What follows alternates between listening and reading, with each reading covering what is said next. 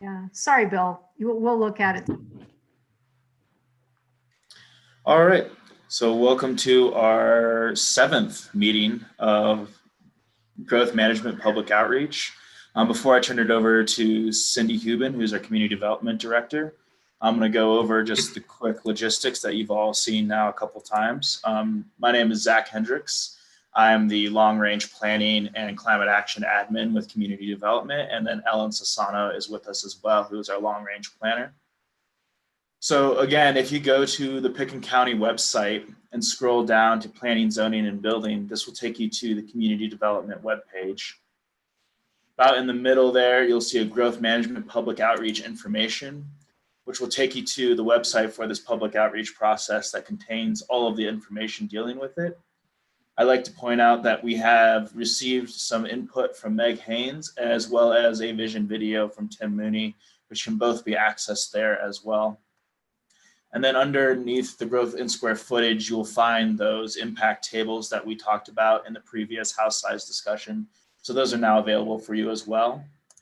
And if you wish to go back anytime underneath the meeting recordings tab, you can find all of the links to the previous meetings videos so that you can go back and watch them as you feel necessary. And with that, I'm going to turn it over to Cindy Hubin. Okay, well, hi, everybody. Thank you so much. It looks like there's about 14 of us now on the call, and it usually goes up to about 25 or so, but I'm gonna go ahead and get started so we can really utilize our time.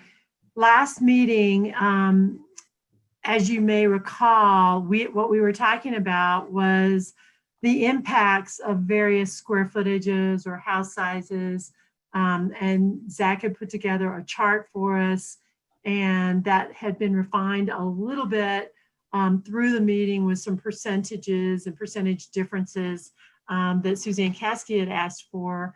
And so we have that today again in our slides that we'll go over, but wanted you to remember those various pieces of information that we had. Also, today we decided at the end of the meeting that we would look at scenarios. We'd start to build scenarios with what we talked about last week, because this is getting down to some of our last meetings, and we wanted to make sure that we were capturing what everybody said in light of our growth management process.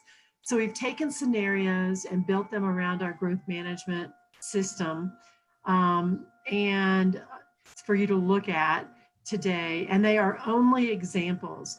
We tried to stay away from some of the numbers that we heard last week. We heard people say we should take the exemption for square footage down to 3,000 square feet. We heard the maximum house size should be 6,000 square feet. We heard, a lot of debate and discussion, and we decided not to pull the specifics into these scenarios. So, but feel free to talk about those. We just didn't want to taint anyone's thinking on where we are right now. So in those examples, we'll do that. So we sent the examples out on Tuesday, I think late afternoon. Hopefully people have been able to take a look at those examples as far as sort of the range of examples that we talked about. And rather than take up a lot of time, we just thought we might jump into the discussion. However, we wanted to offer, if people felt like they needed it, we could do a brief summary of each one of the examples. We did 3. We did the bookends of keeping things kind of the way they are, all the way to a little bit more extreme, and then a hybrid in the middle, if you will, example. So with that, I'll ask if anyone, anybody has a preference. Should we jump into the discussion, or should we do a brief summary of those examples? And everybody, you should be able to unmute yourself if you have a comment to make. I would vote for the summary. This I is vote Meg. summary too. I think we should do the summary, please. Okay, well, we've heard 3 summaries, so let's just go ahead and do it. And I think the first example is kind of staying the closest to our existing structure and a little bit about that. And I think Ellen will jump in and talk about that when Zach brings it up on the screen.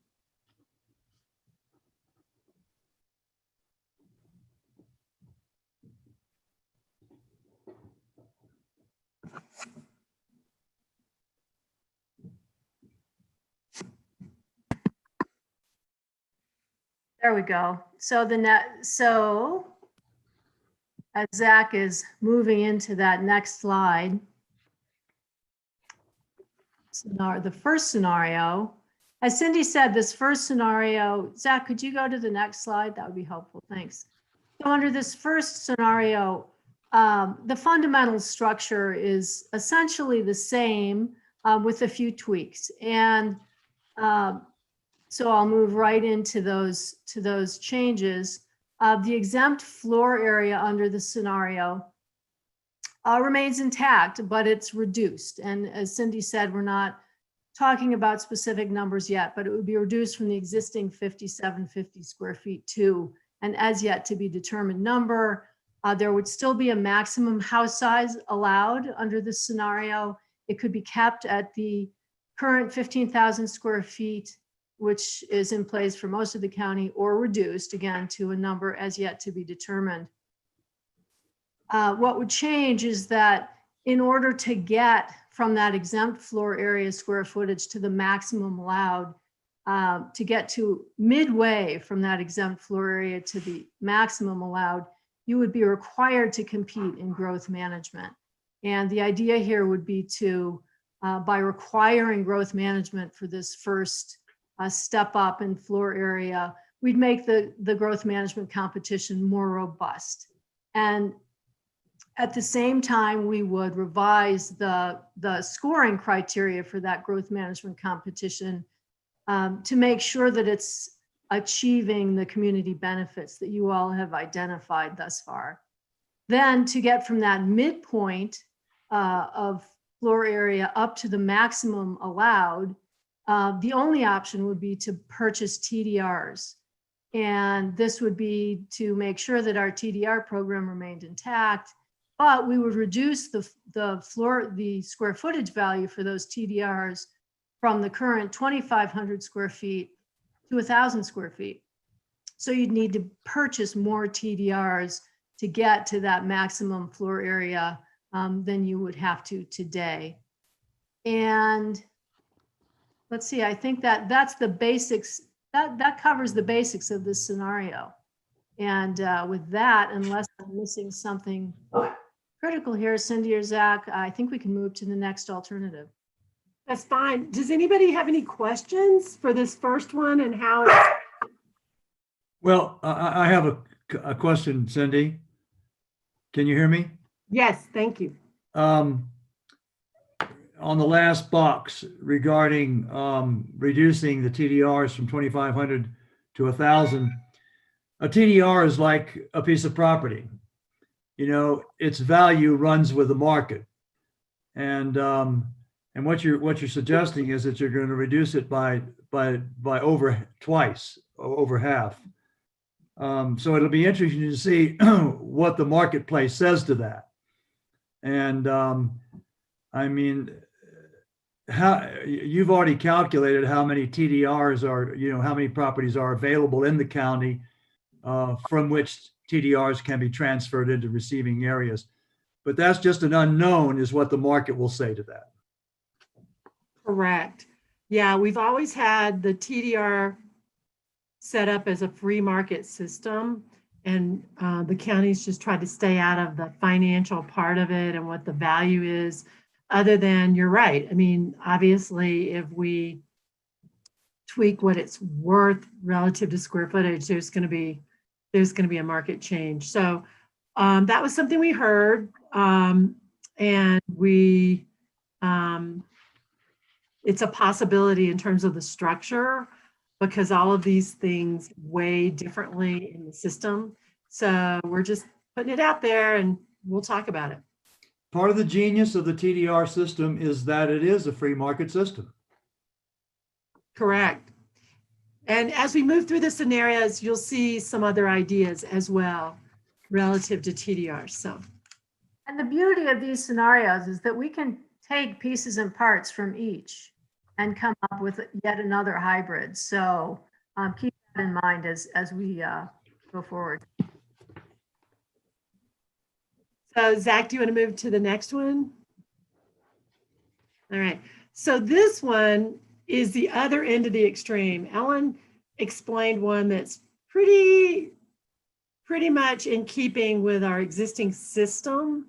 This next one, I would say it gets closer to the philosophy of zone it like you mean it.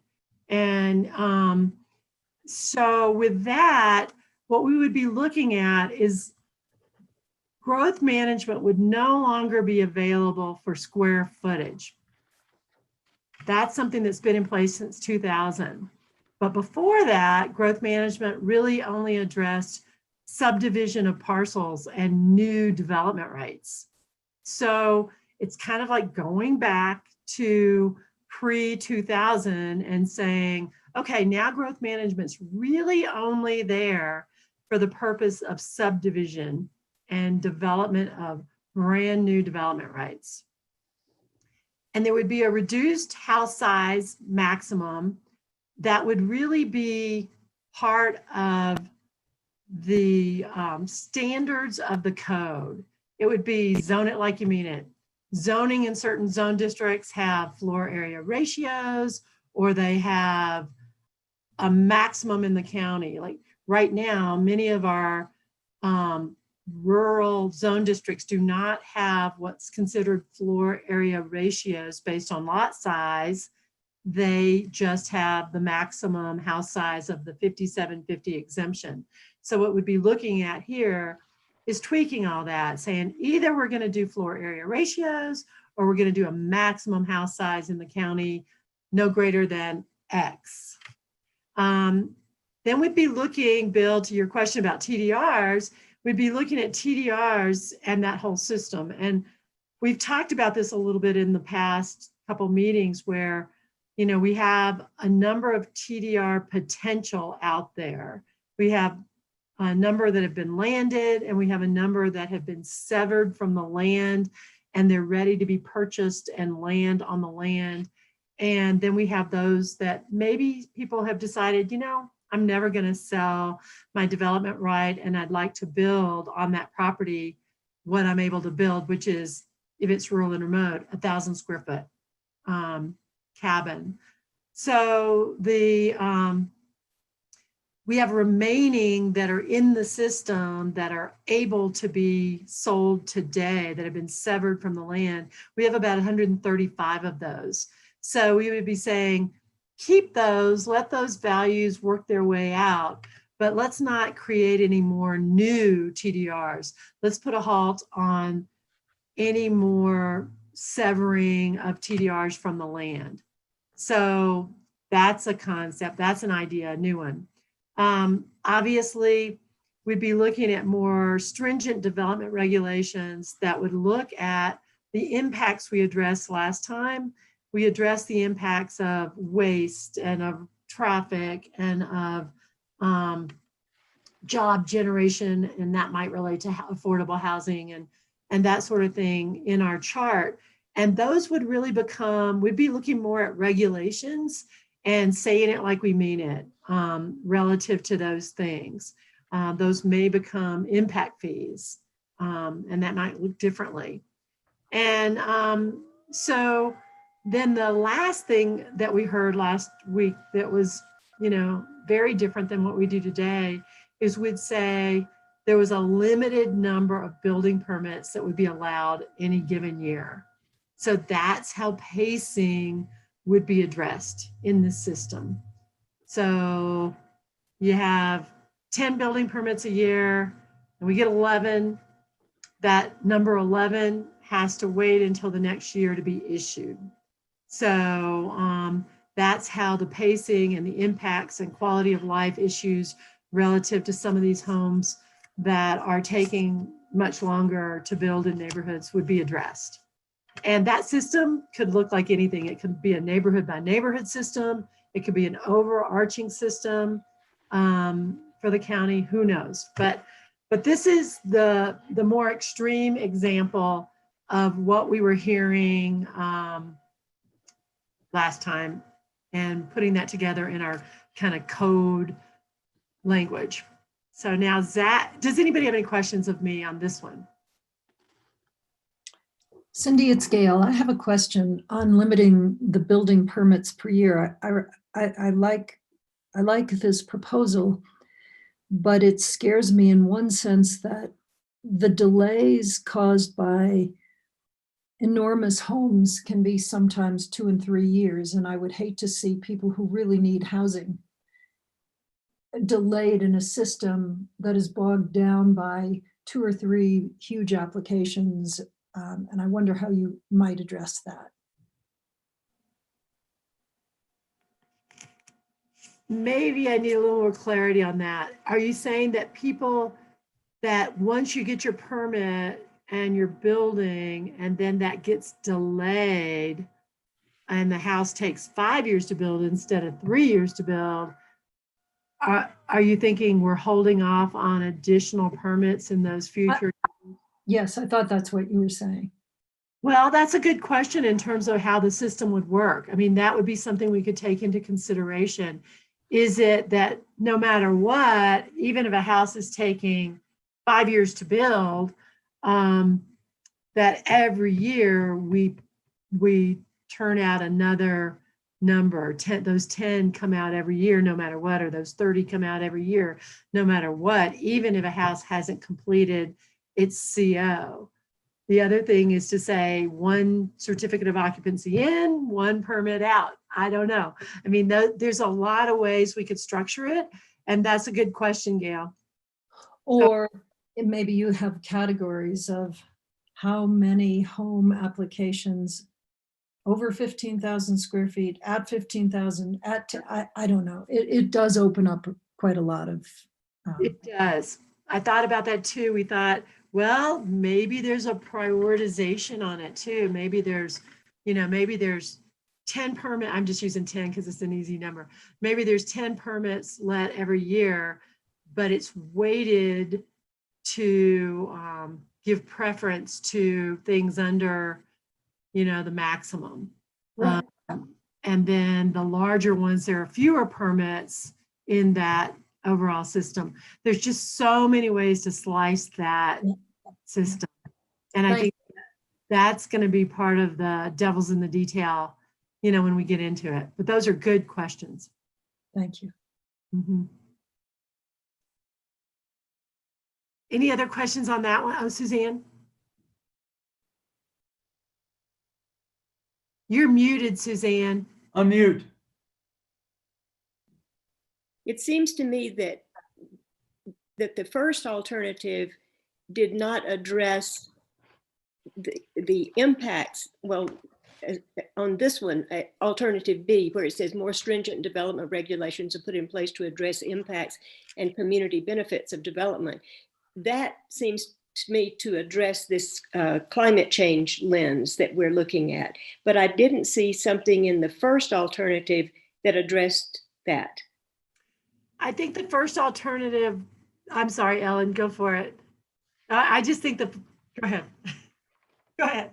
No, go, Cindy. No. Okay. So the first alternative, I think, Suzanne, it was still sort of embodied in growth management. How we do the benefits today.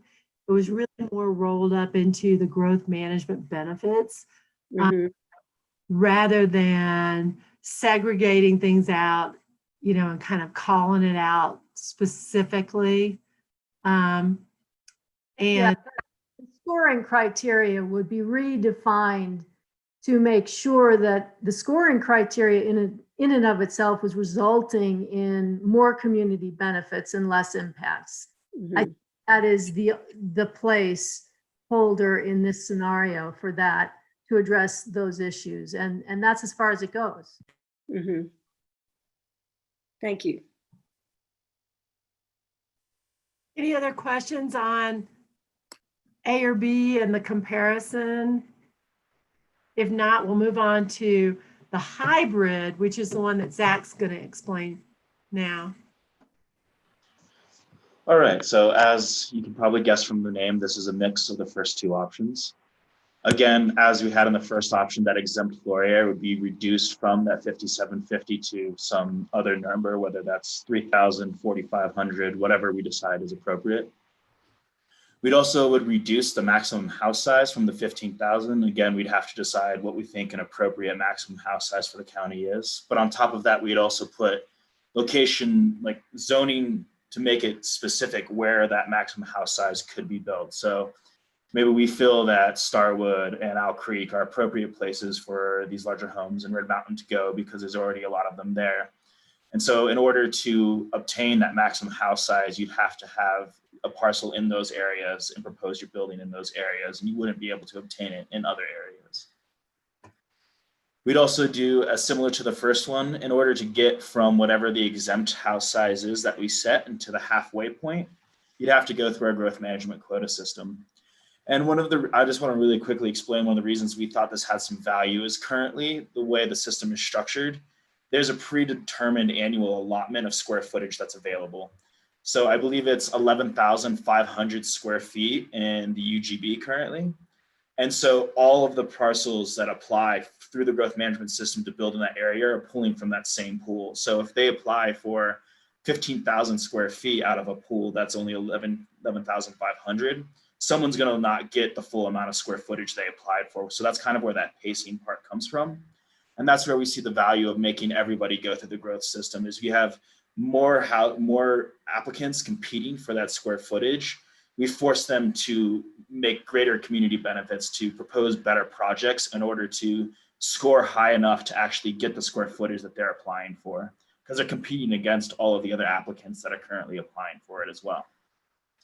So in order to get to halfway, similar to the first one, they all have to go through it and compete for that limited amount of available square footage. And that would be how we get the community benefits that we wish to see. To go from the halfway point to the maximum, they'd have to use TDRs. We have 135 out there. And so if we reduced it from 2,500 square feet to 1,000, it would leave about 135,000 square feet still available for people to use to get to that maximum square footage. But we also heard some people mention that maybe we should phase down to a lower house size. And this is one way that we saw there was potential to do this.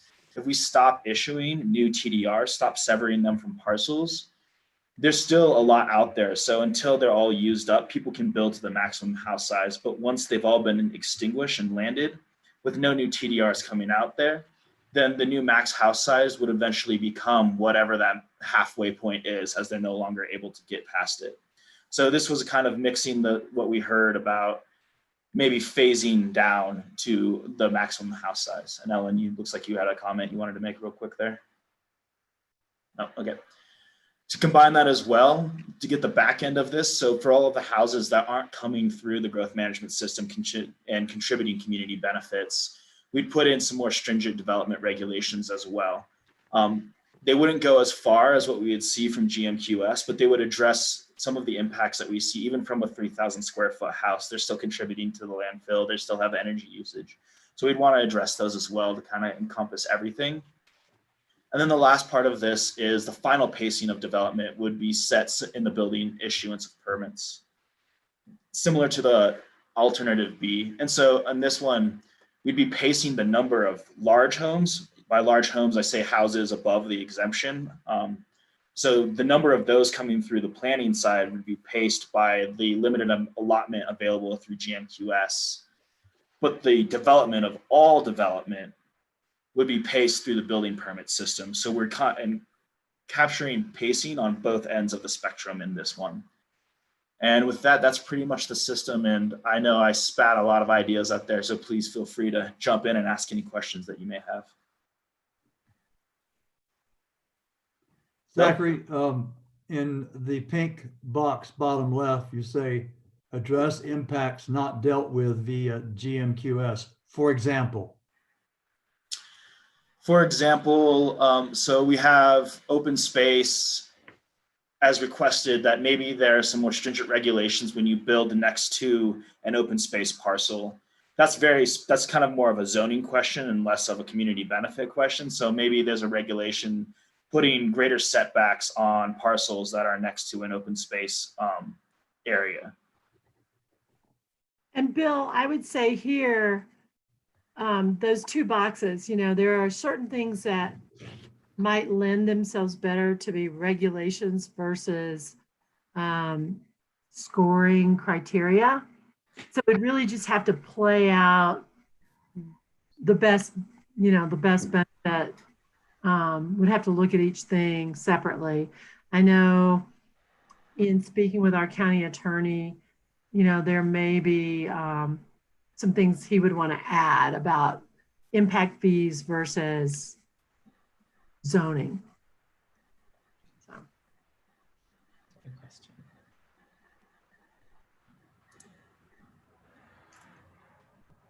So are there any other questions of Zach? That one. Can the, you said that there's a quota for the amount that can be built in a year. Can that be divided between house sizes? So you're kind of encouraging people to build smaller because there's only a limited amount of house size that can be built that goes into a larger homes and a certain amount that can go to smaller homes, smaller projects? Or is that kind of covered with the point system? I think that could be covered. Yes, that could be covered in the point system if that's where we wanted to cover, or we could potentially do it with the allotment as well. I suppose that's theoretically possible as well. Currently, it's divided into two categories. There is a category for the urban growth boundary and a category for the rural area. So there's two allotment pools split up like that. We could split it up by house size. Another thing that we were potentially discussing as well. Currently, new development rights and additional square footage pull from the same allotment as well.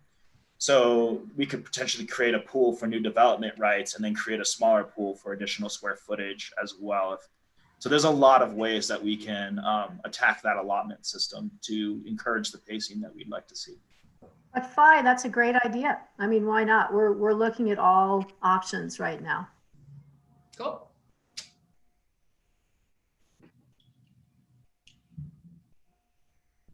Suzanne, muted. Going, oh gosh. You're okay. You're okay. Okay. Going back to alternative B, remind me how that addressed house size, the maximum house size. Oh, is it a new reduced minimum house size? Yeah, it's just looking at zoning it like we mean it. We could say in the zone districts like RS30, 1 unit per 30 acres, we could say now there's a floor area ratio. And if you have a smaller lot within that 30 acre zone district, you get a smaller house. And as you get bigger acreage, you get a bigger house. Or it could be that plus, okay, now the new house size maximum is 6,000 square feet or 10,000 square feet or whatever that might be. And it's really just saying what you think is appropriate in each one of those areas versus having what we have today, which is there is no floor area ratio on any of those larger zoned properties. So you might have a 3 acre parcel in a 10 acre zone district. And because there's no limitation on that, you could request a 15,000 square foot house on that 3 acre parcel, through growth management today, or buying transferable development rights and going through special review. So we really haven't zoned it like we meant it relative to lot size, and we haven't put anything other than the total 15,000 square foot cap in those rural areas.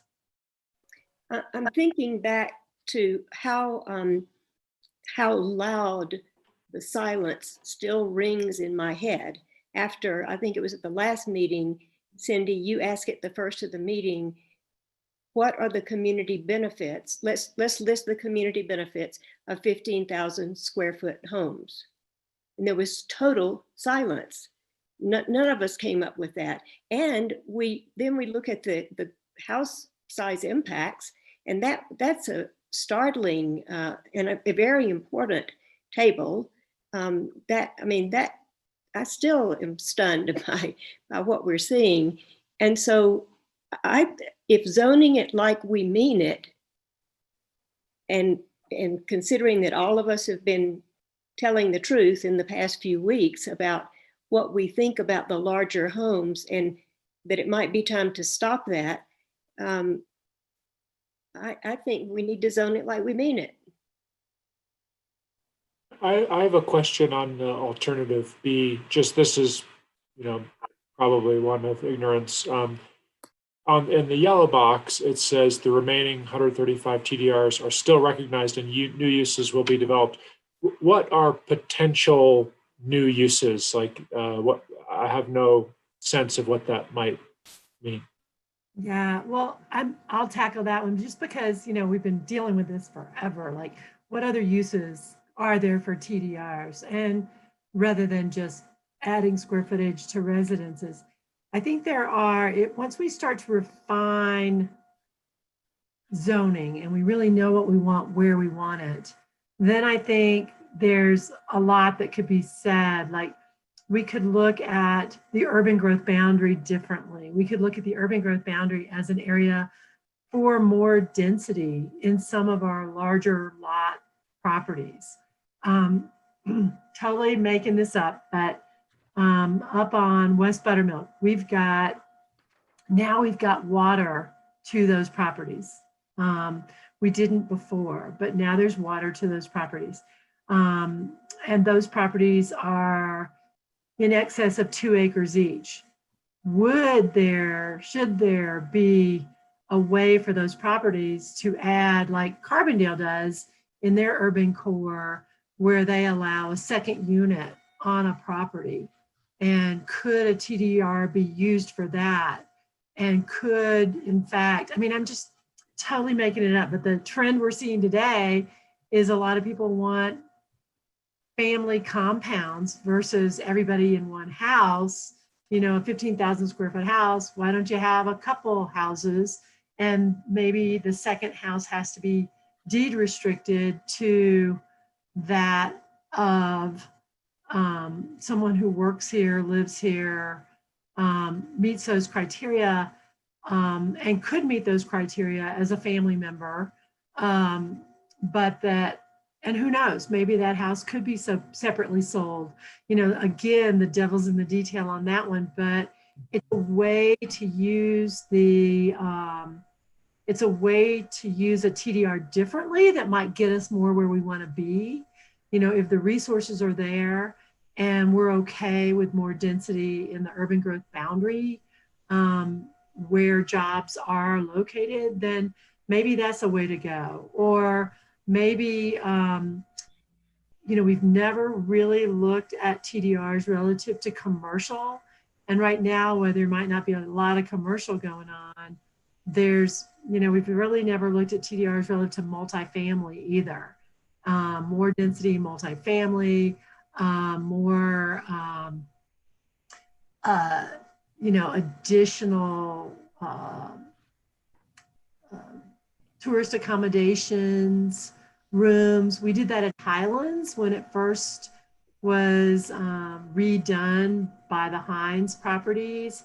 They actually purchased 20 TDRs for residential units, not lodging units, but there's no reason why it couldn't be looked at for lodging units if in fact that was something the community felt was important. So there's various ways we could shift the use of those TDRs.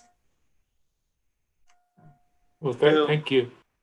Real quick, I just want to make sure we're not losing the chat comments. Gail had a chat comment, said, what about an incentive from the county for homeowners to build smaller? Perhaps that creates a new TDR program.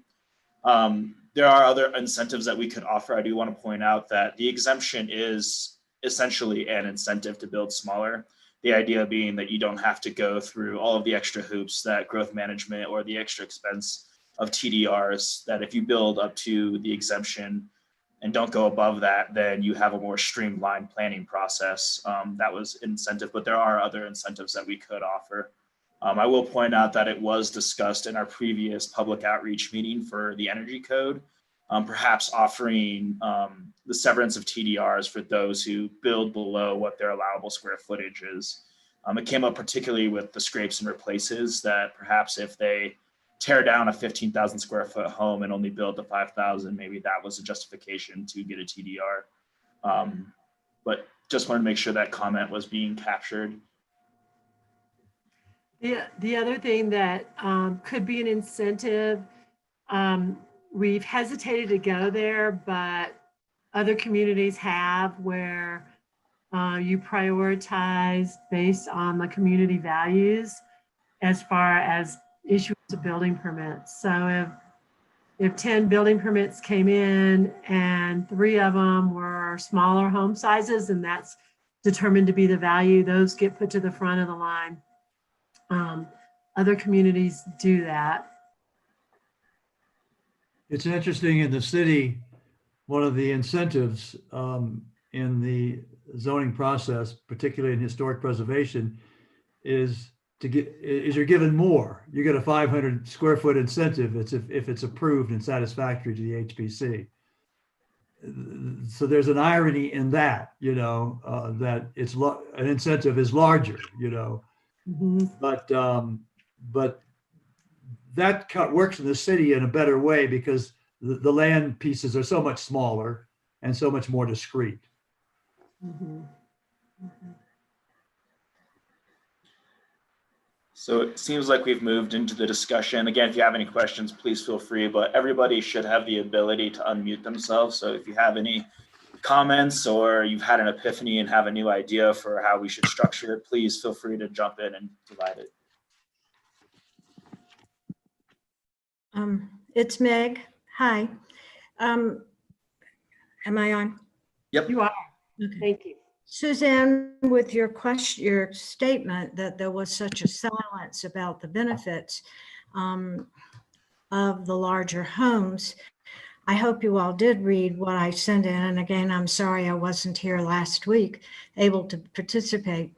I think that there are many people who are not participating in these discussions would define so many of the benefits in a softer way, less able to measure. But as I wrote in my comments, the wealthier people who are allowed to build larger homes because they can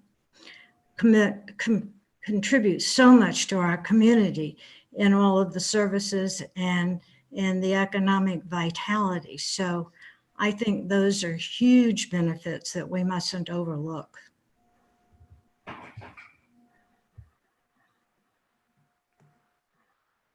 Meg, Please. can I understand exactly what you're saying and agree with you. I think because of the graph that was presented to us about that had the percentages of house size and the impacts, the energy impact, and the fact that we're looking at this through climate change lens, that made me come down the way I did. I mean, I was one of the ones that was silent, but I think we never should overlook the economic benefits of what wealthy homeowners often give to us. I have another question of the planning staff. Is there one of these that, one of the alternatives that you think, that you think rewards the building of a large house over a smaller house, that tends in that direction? And the reason I'm asking this is that it seemed to me when I was on County P&Z that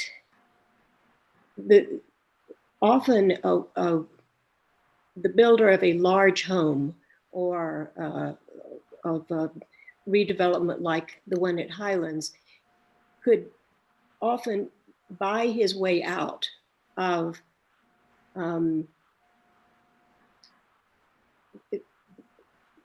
trying to use some sort of impact mitigation. And for one of them that stands out for me is when Prince Bandar built that house, I remember saying to the Board of County Commissioners after, about the fourth meeting on that home, that if they continued to let Bandar come in and say he was going to give $30,000 to the schools for computers, that he was going to buy, and he didn't say at that time that he was going to buy an MRI, but that came later after the competition.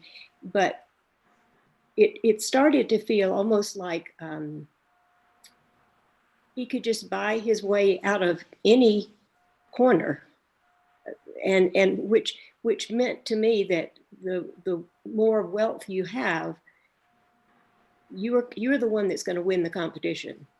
You're going to find some way to win it, and we still end up without smaller home. We just get larger and larger homes all the time. Although, Bill, I was thinking about asking you about this. Even if we came up with smaller homes, I mean, say that we went really, really far out there, and we said that the largest home that could be built was 3,500 square feet. That's not going to make it cost any less for somebody to buy into Aspen. Do you think? I mean, do you think 35? Well, that's a question to be answered, and it's a very good question, I think, Suzanne. I think all things considered, so long as, one of the things that has made Aspen so appealing, even though people complain about it all the time, is the strictness of the zoning, the length of the zoning, the cost of the zoning, the whole process. But as a result of that, it has protected the community in every way imaginable to make it more appealing. Mm-hmm. And so I would say that all things considered, in the long run, it will probably make it more appealing. Mm-hmm. Well, look at. That's my fearless forecast. Good. Yeah. Go ahead, bye. I think the trends that we're seeing in all of our communities, and I think I've said this before, in kind of similar communities, is these same questions. And so I don't think that if Aspen limits our house sizes, it will preclude wealthy individuals from wanting to be here.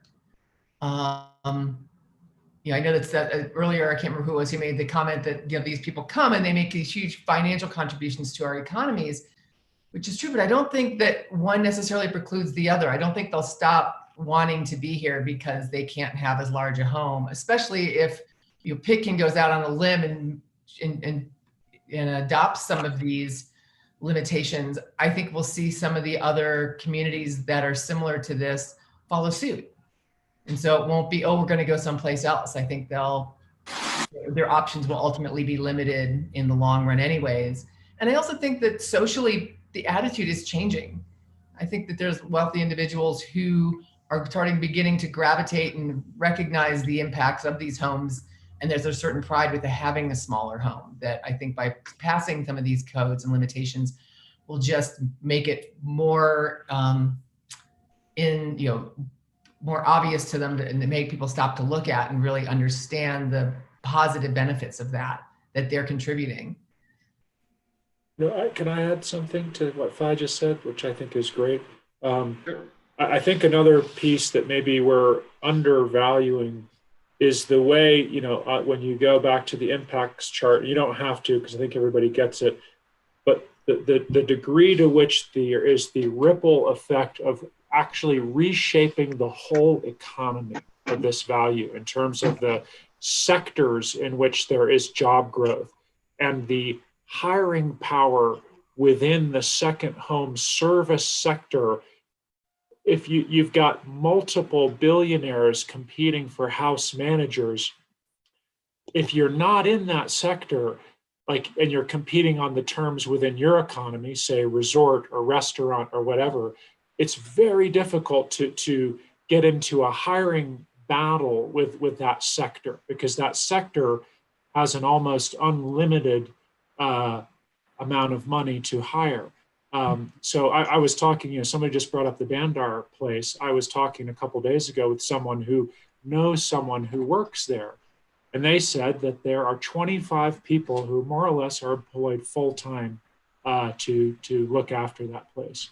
That's just one place. And I think we are, because it's been so long that this has been happening and we haven't really grappled with this, for a long time, the overall economic sector that we're talking about is enormous. And its influence on the character of this place is tremendous. And so I personally feel, find myself, looking at that yellow box in alternative B and saying, okay, feeling like it's steering towards these, better community uses and behavior patterns and things like that. But I think, and to Meg's point, I think everyone appreciates the permits and fees that are paid by this industry, and the money that some of the homeowners, not all of them, I've covered the arts and culture sector for a while, making a magazine here. It's actually a pretty small number of people who are consistently writing the big checks to the arts and culture nonprofits and things. It's a kind of a usual suspects list of people. It's not as widespread as people might want to argue. So real quick, I see that John wants to comment, but real quick before you do, I just want to answer Suzanne's initial question, which is, do one of these incentivize pay to play over another? And I just want to say, I think that depends on how we define the scoring system. Like as Cindy frequently says, the devil is in the details. And obviously alternative B would probably be the less incentive, but what we tried to outline in E's is that if we define the scoring system correctly and require direct offsets rather than mitigation fees, that really doesn't provide that financial incentive to just donate $30,000 to a particular system. If we say that you have to build your affordable housing on the project or buy a unit in Aspen and convert it to a deed restricted affordable housing, I think that there are ways to structure it so it doesn't incentivize them just paying through to get through it.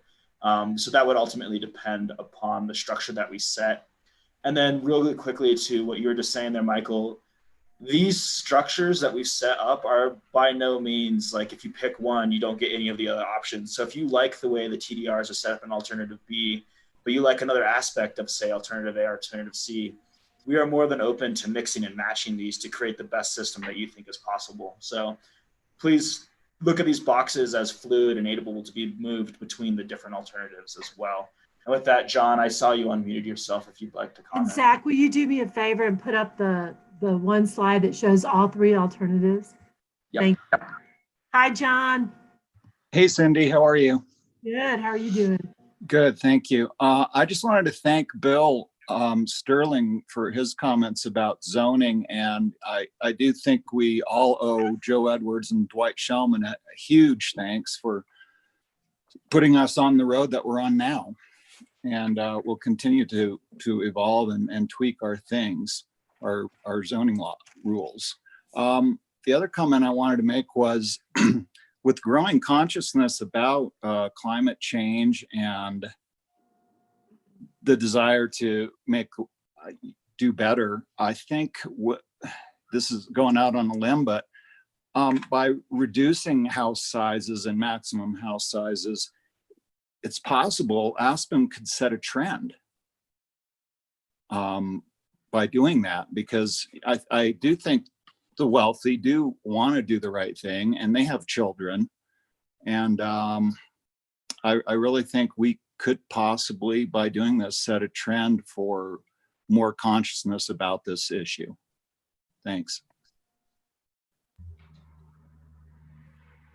Thank you. John, a further thought, and I think that's a good comment, and Phi's comments were interesting too. In the 80s, there was no FAR in the city, for example. And following the lead of those three giants, Edwards, Shellman, and Kensley, all you had was setbacks in height. That was it. Wow. And in the R6 zone, which is the West End and most of the residential zoning. So we lowered it all the way across the board.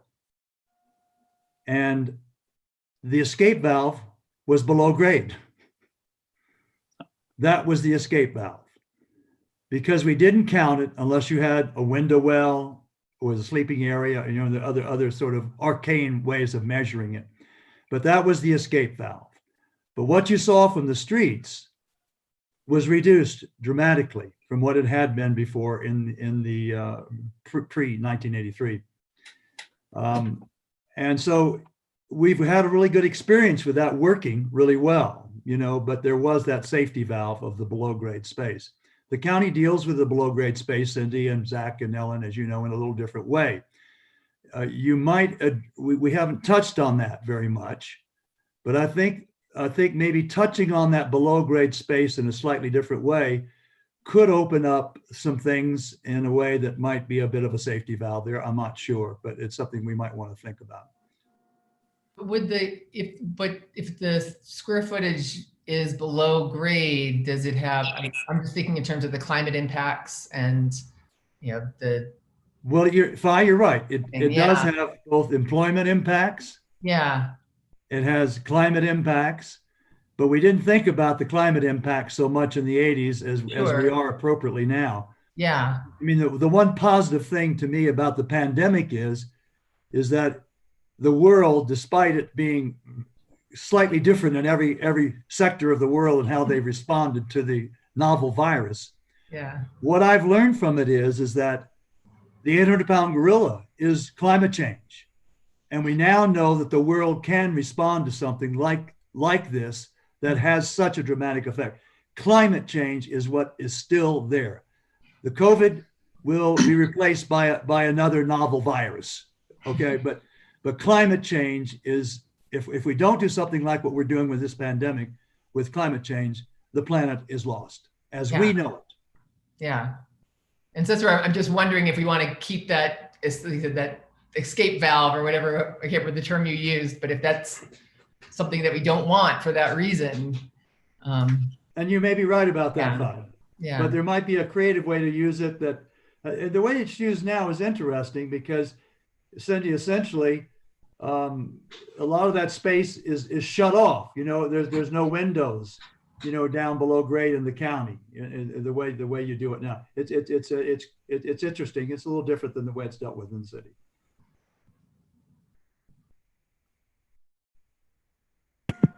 Yeah, I think both those comments are things to take into consideration.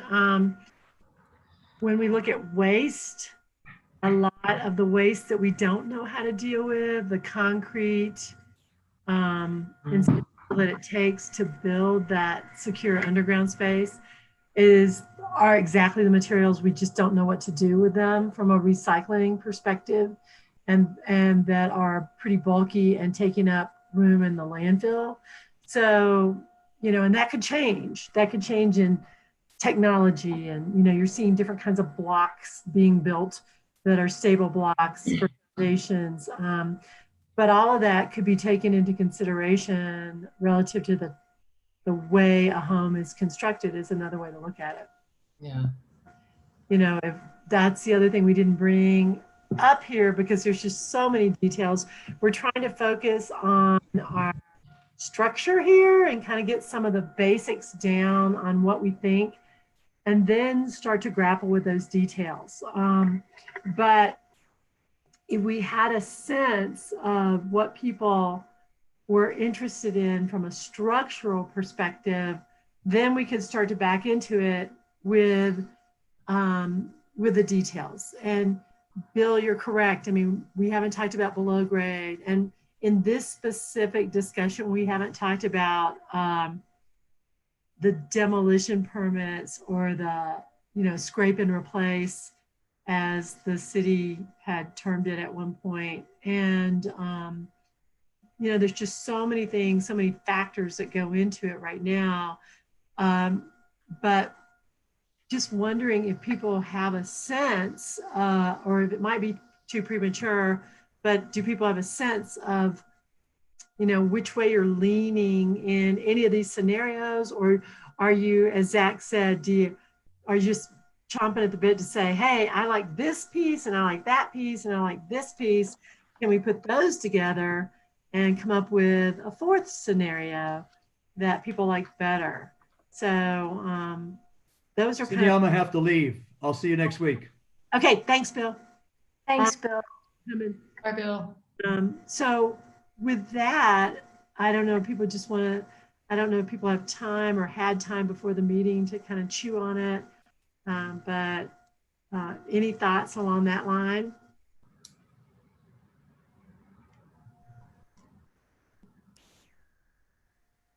To me, so much of it would be dependent on what the, some of those particulars in the alternative B for how the TDRs could be repurposed. Because some of what you said, Cindy, I thought was, would have tremendous broad community appeal. And I think, even unpacking some of those and talking through that at some point, not necessarily now, but in one of these sessions, I view it as a way to kind of, harness this enormous economic sector in ways that are, more broadly beneficial. And that's, I think, tremendously appealing. And it's just, I don't know what they would be, and I don't want to just sort of wing it right now. Right. Well, maybe that's another thing we can do. If people are wanting to or willing to, we could set up a time to talk about repurposing of TDRs, just as a separate sideline discussion to help us weave it into whatever happens. I think, Michael, that you're saying that is a component that perhaps should be included in any scenario we come up with, or at least considered as an important element, as much as we know about it so far.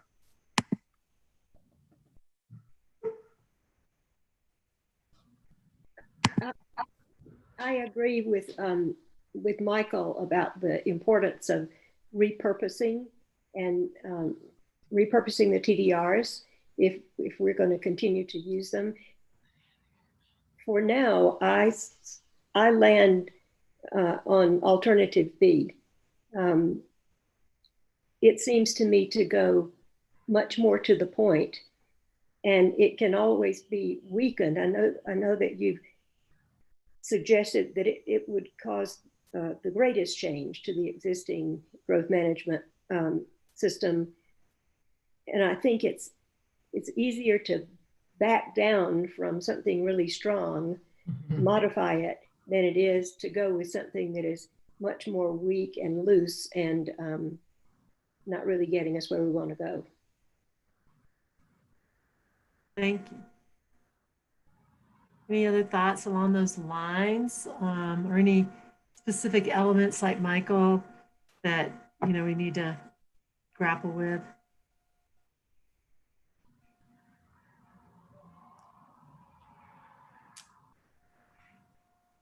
Let me ask an honest question. Is this just like too complicated?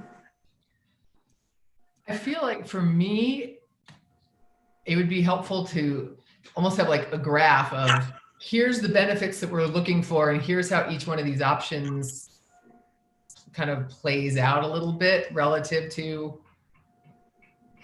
what our goals are.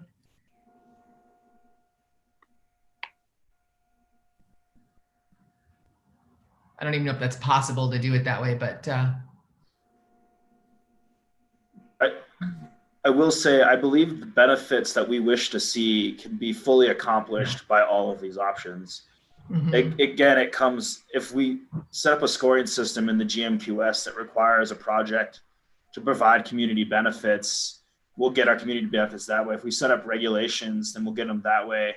The true distinction for me is that with the GMQS competition, there's the potential that we get the above and beyond. If we have all of the projects competing for that square footage. So if you have like 10 or 15 applicants and there's a limited amount and they're trying to outdo each other in order to be allocated that square footage, that's the merit of that system for me, is that there's potential we get more than what we actually wanted to see from them. Whereas with the regulations, it's more predetermined. We know exactly what we're going to get, and it's a little bit more defined.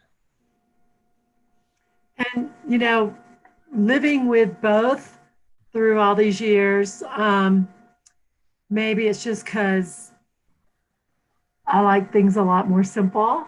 I think if you zone it the way you mean it, then you know what you're getting. Every time someone says in rural and remote, well, if you don't let me do this, I'm going to build. And I'm like, build, I think that'd be great, you know, because we know what we get there. We get 1,000 square foot cabin, and that's just great because it fits the character of the property, and there's no threat to the community because we've said what we wanted. So I think that to me is the pro of more stringent regulations and zoning and saying it like you mean it. Zach is correct in that our history and for the last 40 years of growth management, there have been times in the system when the system really worked well, when there was a lot of competition, that we got above and beyond our wildest dreams, you know? So it's perhaps there's that middle ground of, you zone it like you mean it, but you also have a way of what we've seen in the past, exemptions to either make the process easier or to make to give a little more in certain areas where the community doesn't mind giving, and you get more. So it really is a dance of what it is you think you can get more of. And to me, that's the dance that through the last 40 years may have gotten out of hand with all of the exemptions, which then made the system less robust and less competitive, which then got us less of that, wonderful over the top benefit. So to reiterate what Cindy's saying is that the benefit of having a straight zoning approach really does lend itself to a simple system. And I think our growth management process has become very complex, and that's been one of the challenges we've had, and I think the community has had in trying to use it. So again, just really stressing that zoning it like you mean it and making the system more simple rather than more complex is, in my opinion, a benefit. Suzanne, you got a comment? Yes, I could not agree with Cindy or Ellen more. I think there's something keeps coming to mind, something that someone in my past used to say, and this had to do with hiring employees in an assisted living center.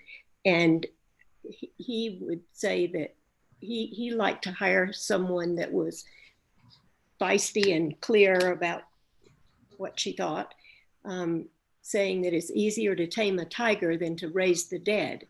If you hired somebody who was timid about everything they did.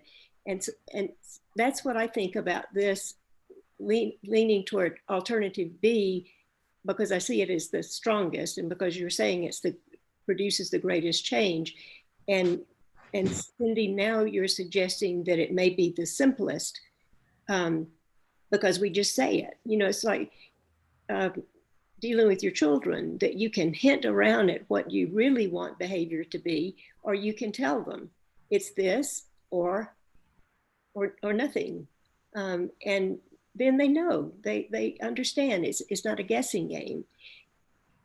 I also, our charge to this committee is to look at growth in all of its iterations, pacing and house size and all, through a climate change lens. And if we took off those last few words, then we could play around with all of this forever.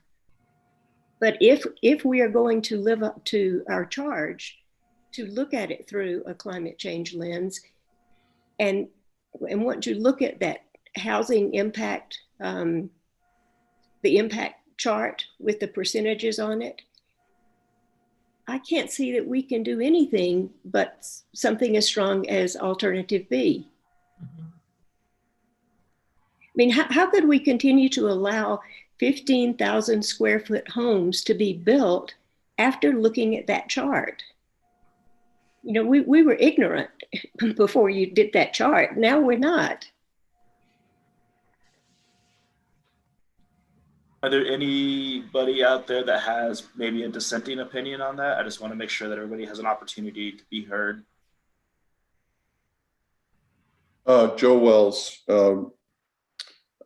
I may have misunderstood what Cindy said, and it may not be related to exactly what I thought it was with regard to that being TDRs. I don't want to do anything to discourage the transfer of square footage from TDR sites in the rural and remote zone and encourage people to build cabins up there. That's just not something I want to do. And I'm not sure that's what you were saying, Cindy. So my apologies if. No, I think it's a good refinement of what I said. I think that the goal was to take development out of the rural and remote areas and make that incentive really great. All I was saying is the worst case scenario for development back there is nothing more than what we said would be okay. You know, so I think that. I don't agree with that. I think we allowed 1,000 square foot cabins up there because we have to allow something to occur on private property. So in my view, I don't want to encourage it. That's my point about TDRs. I think when you talk about reducing the value of a TDR to 1,000 square feet, then you are incentivizing people to build their 1,000 square foot cabins. Point number one. With regard to Meg's letter, I really would like to know more about Boulder's system. I don't know if you guys have looked into that or know anything about it, but if you have any information about the system that Boulder uses, I'd love to see that. The final point I want to make is the possibly unintended consequence of significantly chopping allowed square footage. I know when we did Castle Creek Valley Ranch, we were comfortable reducing our density to more than 60% of what is allowed in the AR10 zone because we knew people could build larger homes. I think if we had known that people would be limited to smaller homes, that we probably would have proposed a greater density of lots in the subdivision. So in the first year, we were competing against Wildcat, which was a totally hopeless situation, but ultimately Wildcat withdrew their GMQS allocation, so we received that allocation that year. In the second year, there was no competition, so you know, there's no reason why we wouldn't have restructured our application to provide more home sites in the AR10 zone because we were well below what was allowed. And I think we probably would have had a discussion about that if we had been limited more in the square footage that was allowed on the home sites. So Joe, I think you make a really good point about the economics of the day. Did you let her out? Guy. Hmm? Some guy down there. I'm sorry, I didn't. Anyway, I think you make a really good point about the economics of the day. And back when Castle Creek Valley Ranch and Wildcat were competing, I recall that really well because I remember that Wildcat went from basically a 35-acre development to 500-acre lots because the economics of the day was the larger the lot, the more exclusive, and you could, build more. You could continue to build a large home there. And if you did the 500-acre exemption, then you get out of growth management and you didn't have to spend all your time, in that system. I think that it's really hard sitting in the seat that I've sat in for the last long time, that it's really hard to stay ahead of that economic trend game. We never are successful at that. There was a woman who was on our call. There was a woman who was on our call just one time. Her name was Meg. And she lives down the street from me, and she popped on, I think thinking we were talking more about the city of Aspen, but she said, we'll never outsmart people. People are still gonna try, they're still gonna find a way to get what they want, And so I feel like zoning is the tool that's been handed us through the years to get as close to what the community wants as from a community values perspective versus an individualized perspective. And then people decide whether or not this is a community for them. I think it's a tough one, but zoning is that tool for us. And economics are gonna come and go. It's gonna be a trend to have a large house. It's gonna be a trend to have a small house. It's gonna be a trend to have a large lot.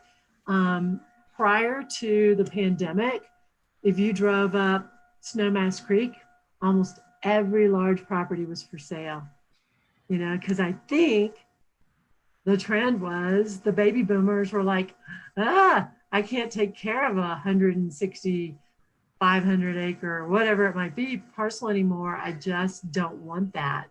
I want to live close, walkable, and have a different life. So I think what we were seeing is a trend to sell those larger properties and people wanting to be closer to town. So to me, it's shooting in the dark. We can never stay on top of the economic trends. So that's just my comment on that. I totally respect what you're saying about the trade-offs with a large lot or smaller lots and the economics of that. But I think those economics change daily. But I'd love your response. I did just want to quickly put in perspective, one of the reasons that we've been having this discussions about keeping TDRs or maybe shifting their focus is just because so many have already been severed that the opportunity to sever a lot more is starting to dwindle pretty quickly. So to put it in perspective for you, about 1.4% of the county is left as eligible to have a TDR severed from. So the program has been enormously successful at doing what it was intended to do, to the point where we're starting to not see many more opportunities for it. I think the largest allocation recently was with the Redstone Castle, which was a historic preservation and not actually the preservation of backcountry land. So just to put that in perspective real quick. I also really quickly want to say Meg, I'm sorry, I muted you really quick there because there's some background noise, but if you had a comment, please feel free to jump in.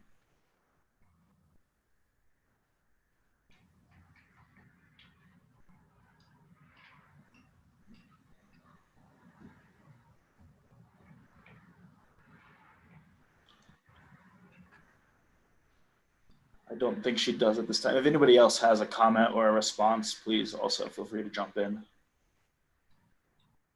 I want to just respond to what Cindy said, which I thought was really great.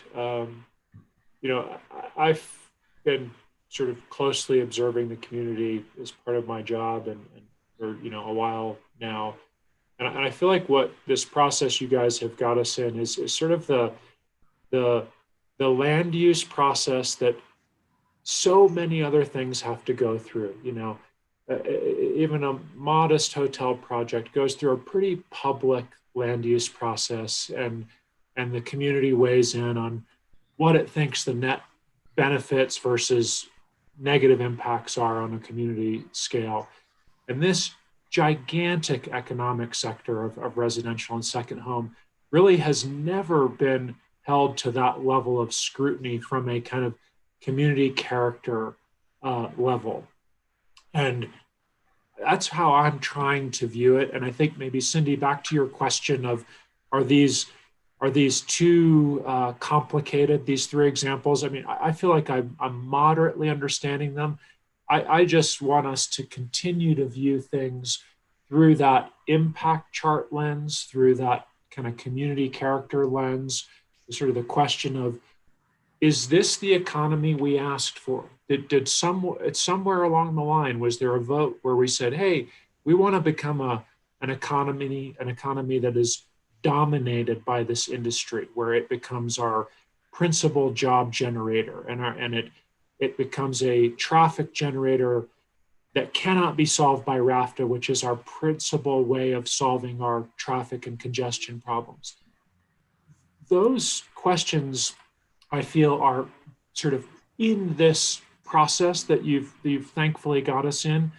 I only worry that they're not being asked pointedly enough outside the impact chart, and the impact chart, I think, as Suzanne has said, is, really the eye opener, right? So anyway, I think that's a way to just express gratitude for that this is happening, feeling that it's overdue for the community, and just maybe trying to ask that people view it through that lens. Really quickly, I know we have Jeffrey Woodruff on the phone. I want to give you an opportunity to talk, Jeffrey, if you have any comments to make. I guess I just have one question, which is, are there additional levers that we're not looking at? And the two that come to mind are the employee impact fee and the road impact fee. And they've both been revisited or recalculated in the last 12 months. And generally, the way they've been passed is at 5750, they start to increase significantly. Is it something we should be looking at again, rather than every 10 years, look at those two fees with respect to house size as a way to provide additional disincentives to build larger homes? So there was a question there, which was, should we revisit those fees, not in 2030, but again today in light of this house size conversation, and vis-a-vis, take 5750 minus 2500, and all of a sudden at 3250, we're ramping up some of those fees and deriving the community benefit that we need. So, sorry, long question. I've had that. Jeffrey, I've had that same thought. Are we readjusting everything when this happens? Yeah. Yeah, I think we just debated them recently, and it seems to me the focus has always been, at 5750, we really ramp up. But if we're really serious about home size, irrespective of where we land with respect to max home size, the inflection point might be, 3,000 or 3,250. It might be closer to the average home size rather than the max. And, again, that would also play into the overall conversation with respect to, scrape and remodel, where the county could be generating additional fees vis-a-vis, I think it's both road impact fee as well as employee impact fee on the net new square footage that's been built. So it's a way we can make up the gap for the community in terms of both roads and employee housing. Silence.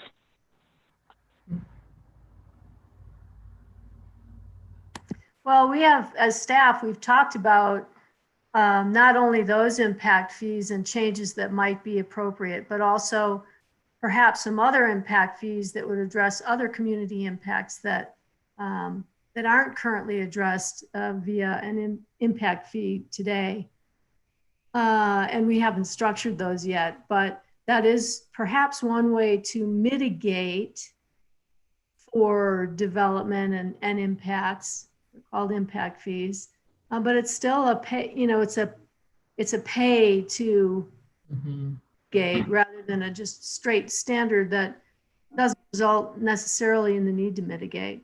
But I think impact fees probably will play in realistically to scenarios moving forward.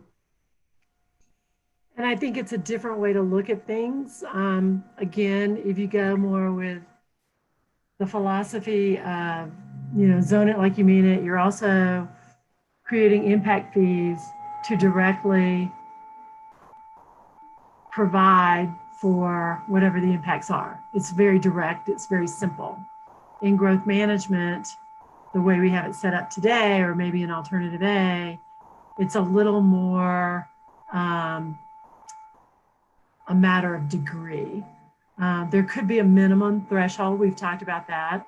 And that probably would happen, that there'd have to be a minimum threshold people would meet. And perhaps then people would say, wow, okay, I can do so much better than that minimum and go beyond that. But it's just a matter of how we structure it.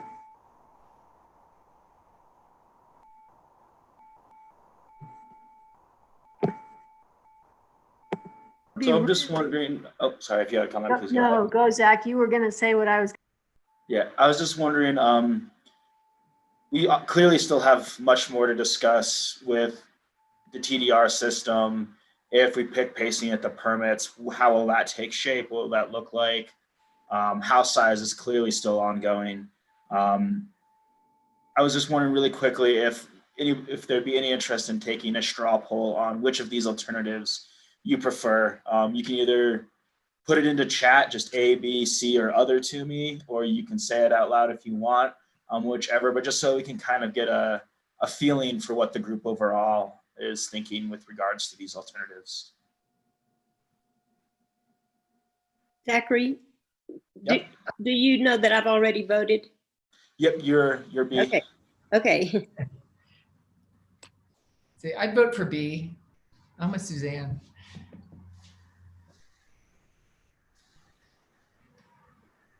And there's so many of you out there that we haven't heard from yet. So we want to have a good, diverse perspective here. So please speak up. And I just want to say, Sarah and Seamus, you are both residents of this valley, so you do have a vote in this as well. You have been participating in all of these meetings. If you don't want to say it out loud again, you can say it in the chat. I've received 2 in the chat already, so please feel free to just jump in there. If I'm looking at this correctly, so far I've had 3 Bs and 1 A. 4 Bs now. 4 Bs. I can't see all those chats. I'll vote.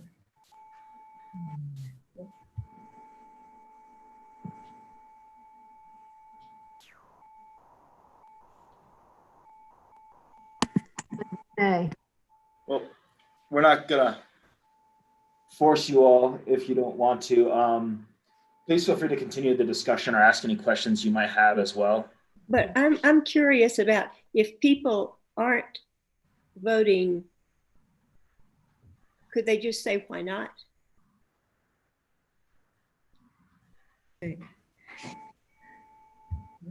This is Meg. I am not voting because I think all of you know I would vote for none. I still foster the hope that the TDRs will remain as they are, and Starwood would be a designated TDR site for all the reasons that I submitted earlier. So that's why I'm not voting, Suzanne. Well, Meg, this is Cindy. I think that alternative C encompasses maybe what you would want to see given the discussions and what your comments were. Alternative C still leaves room for larger homes in specified locations. Right, with some limitations, but if I had to vote, I would prefer that one, but fine, that's fine. No, I mean, if there's not an alternative here you want, then I think we should note that. I marked you as other, keep it as it is. Yeah, we could put other. And the comment would be that that the larger homes are still too limited. Right. I really want probably to go on the record on behalf of Starwood of trying to maintain what is presently in effect.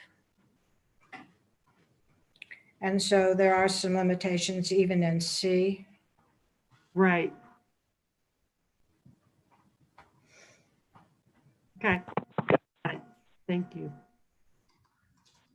So this is Jeffrey. I'm going to go for none of the above as well.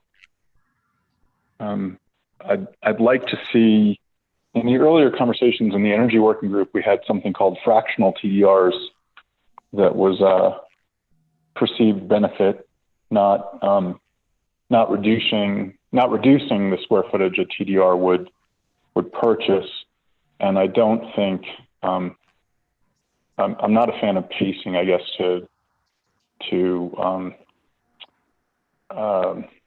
as a way to, change growth patterns. Because even with a permit issued, the client could still sit on it for years, as we've seen. So I guess I'm in alternative D. Thank you. Though, Jeffrey, just so you know, you can get a limited approval through growth management, but now it's only up to 5 years that you could sit on it. And then a building permit, you have to show that you are working on that permit every 160 days, or maybe it's 180 days. You have to show that there's been an effort towards, movement on the property, on the permit itself, or the permit gets rescinded. Understood. Okay.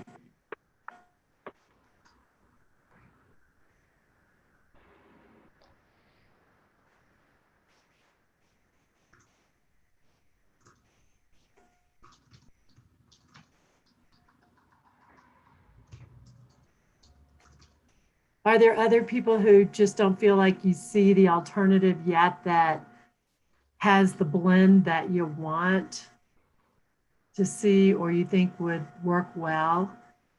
There's Joe. Right.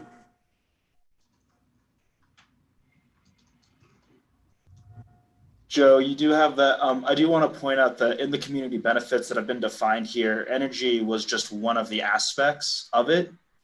There are, as Michael has pointed to, the job generation as well. The other part of that is the new energy code does not address embodied energy either. So if we are looking at it comprehensively from a climate action lens, a smaller home has a less embodied energy impact than a larger home, even if both of them are net zero. Yeah, Joe, I saw Mitch's comment and I totally agree. I mean, it's right that we haven't had a history with our newly adopted energy codes. But this is all we had to go on at this point. And there's a lot of existing stock out there as well. So. Where are Mitch's comments? They're embedded in Meg's comments that she submitted in writing. Oh, I see. Okay.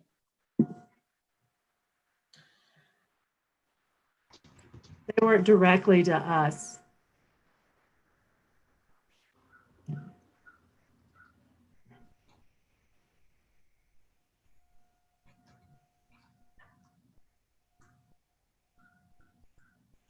I do really quickly just because the energy thing keeps coming back up. And while the climate lens is important, I just want to bring us back to what the vision statement that the BOCC gave us was. The climate lens is incredibly important, but equity and a resilient quality of life and economy were also imperatives in what they addressed us to go. So when we're looking at the house size, we really do want to make sure that we're looking at it comprehensively and not just focusing on one aspect of what these homes are contributing or doing to our county.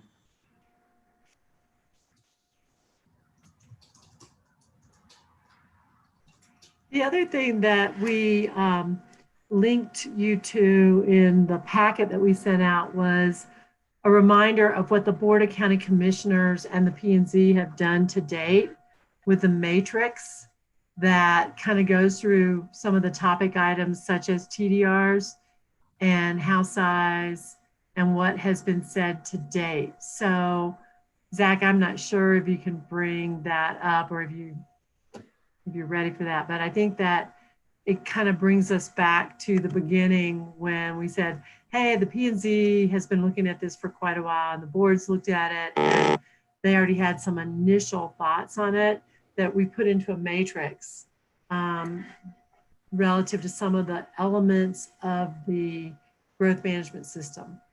So I think Zach's trying to bring that up. There we go.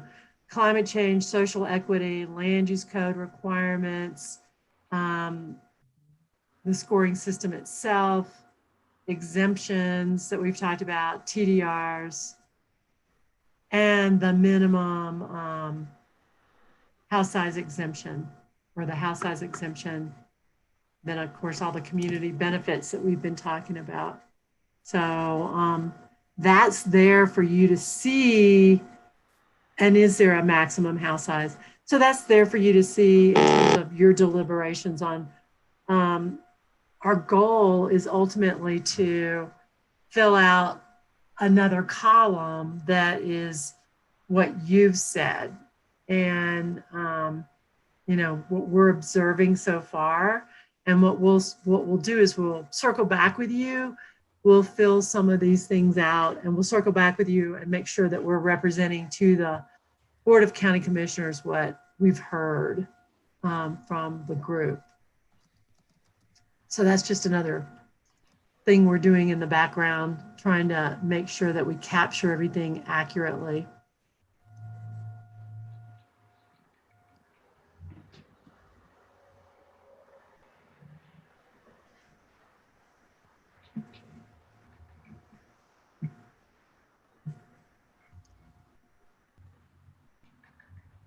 This may be a little too much, and you guys tell me if it's too much to jump into today. For those of you who are still on the line, how many people do we have still here? We have 17. We were up to 19. So a couple people, I know Bill had to drop off and somebody else had to drop off, but do we want to talk about, I mean, I don't know how many reactions you got, Zach. Is there a summary if we can say, you know, what it's looking like as far as how many people said B, how many people said D, how many people said A? So right now the group is definitely leaning towards B. We had 1 vote for A, 1 vote for C, 6 votes for B, 2 registered votes for keeping the system as it is. But it's sounding like it's 3. I think Joe is also either for keeping the system or making some changes elsewhere. So it sounds like the group is enormously in favor of alternative B at this point in time. Okay. Well, one thought is to talk about what would it look like to come together with an alternative? Is there compromise in there with the various elements? You know, what would that look like? And the other thought I have for today, and we only have 25 more minutes, but the other thought I had today was, do we want to start putting numbers to any of this? Cindy, I also want to point out, Kim has made a request to have a little bit more of a chance to read the attachments that we sent out in our packet. I think with the explanation we provided as well as reading, there might be some desire to digest it a little bit more before we start moving into it. But Okay. that's just what I'm getting from the chat there real quick.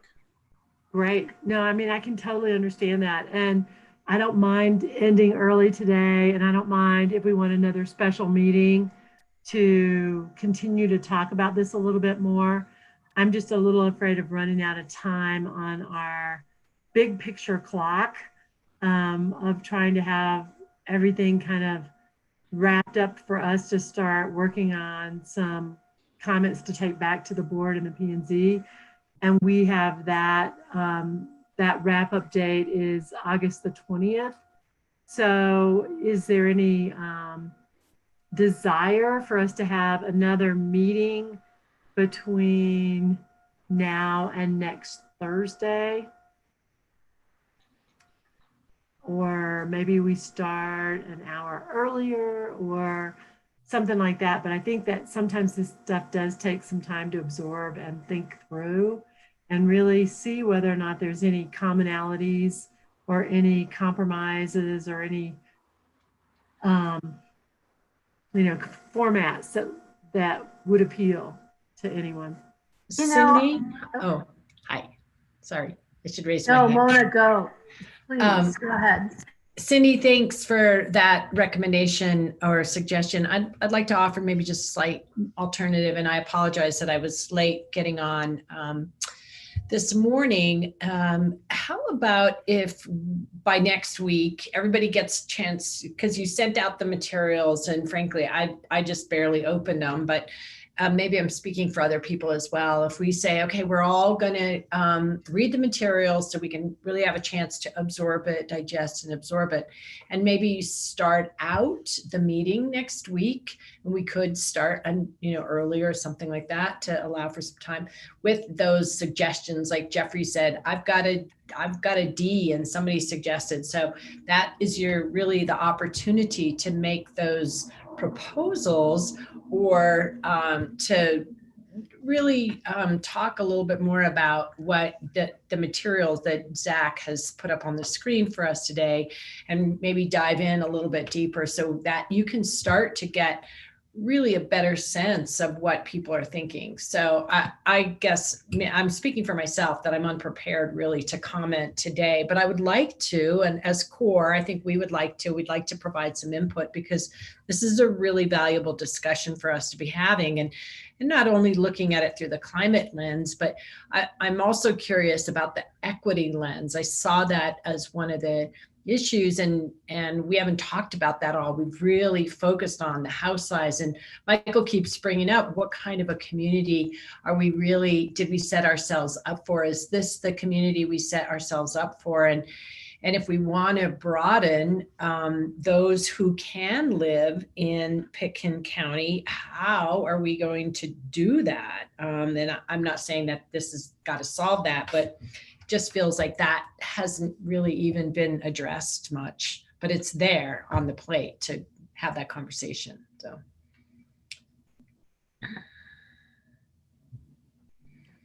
So that's my suggestion, and maybe I should restate it just because I rambled on so much, and that is really to come up with proposals and ideas for next week, and maybe start the meeting by talking about what people are thinking about beyond A, B, C, and flesh out D, and then maybe some of the other points that you've got there.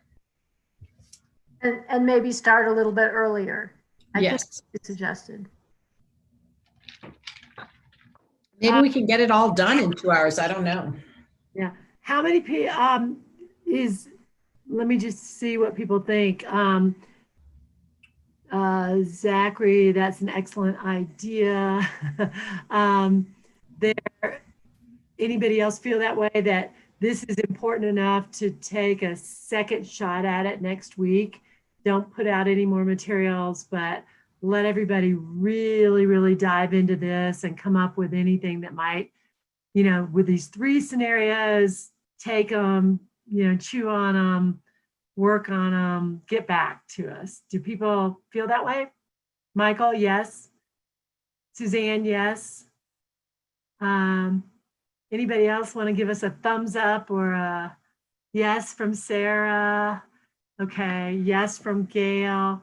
Well, it sounds like a lot of you really feel that way. So thank you, Mona, for that suggestion. And we'll do that. We'll step back, but please do your homework, because we've got ultimately,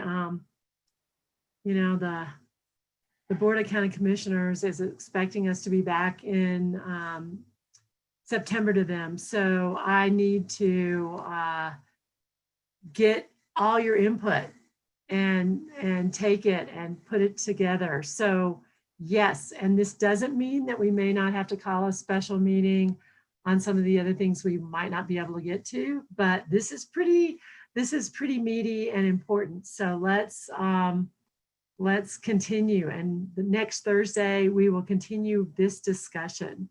And please, if you have questions in between, you want to bat things around, you want to play with the charts, or throw some ideas out and see what someone had said. Oh, I think it was 5 had said, I really don't know what the consequences are, or if we played these scenarios out, what that might look like.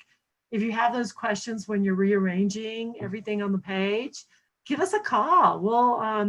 We'll give you our best take on the history and what we know, and we can play with it. So yeah, let us know. Real quick, so Michael Miracle has requested a meeting with us staff to get some clarification. I just want to open that door up to everybody as well.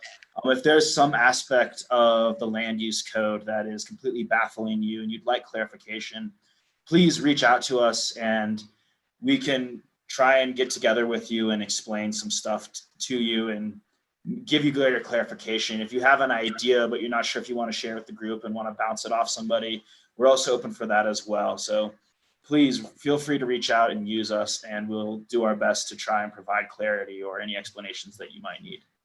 Zach, this is Meg. Can you remind me from where this chart came and what the real statistics are upon which it's based? Yes. Okay. So Resource Engineering Group is a company that we contracted with to do a study of the energy use of buildings. So that's where the annual energy use is. So the way that he did it was he took a broad number of houses based on their house size, and then he has a 4-year averages for all of them. So these numbers capture secondary homes, primary residences, all of them are included in it. It's just a rough average of the entire sample he took. The waste generated is purely for the construction aspect of it. This came from Gail. You saw him in our first meeting. He did an analysis when he did the infrastructure analysis of Pitkin County. Gabe, not Gail, sorry. He did an analysis of the waste generated per square footage when he was doing an analysis of how long it would take for our landfill to fill up and how many trucks would go, how many roads would be used up from the transit of that construction. So that's where that number comes from.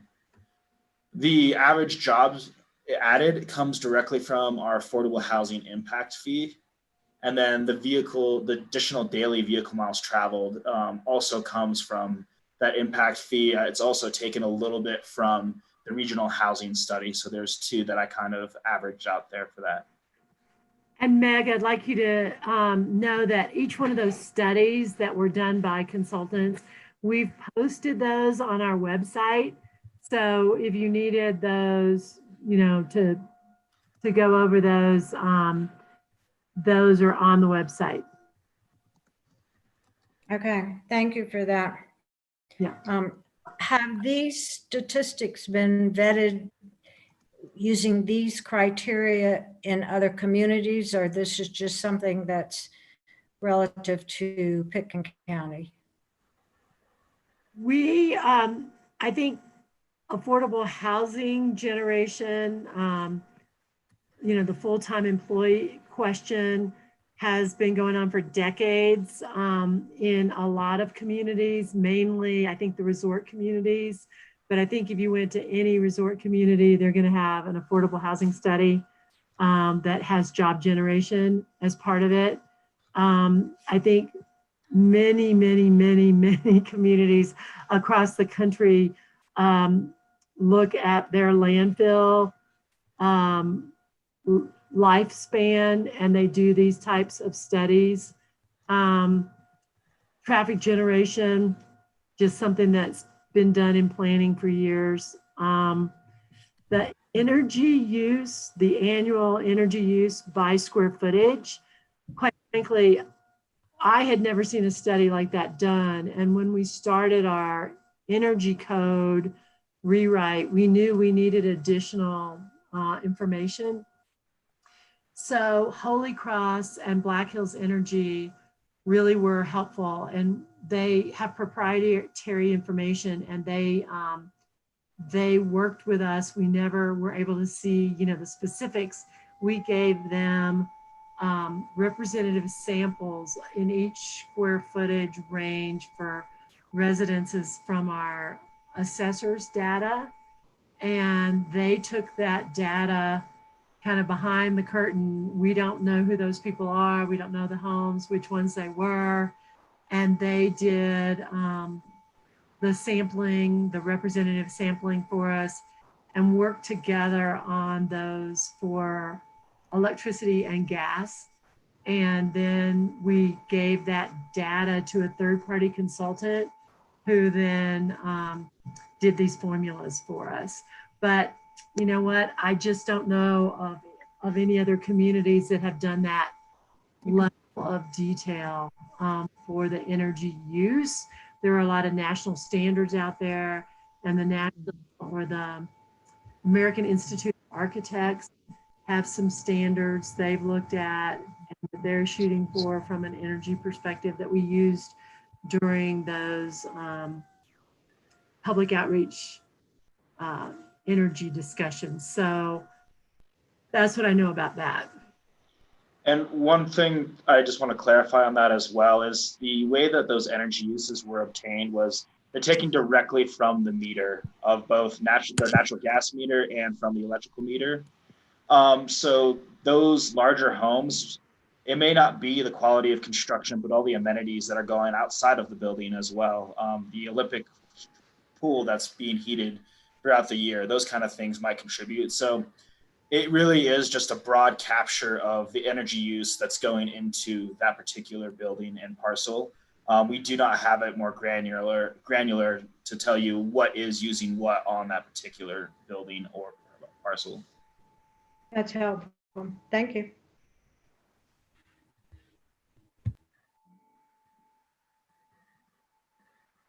Well, everybody, you've got your homework. And with Mona's suggestion, it's kind of like you got an extra class. So please do your homework. I really look forward to the combinations of things people might come up with or the new ideas that this might help you with coming up with. And please, as Zach said, use us as a resource if you need data or background or anything like that, and you want to put together your own scenario. That's why we're here, and this is our main focus. So if you want any special little sessions on any of this, we're here to help.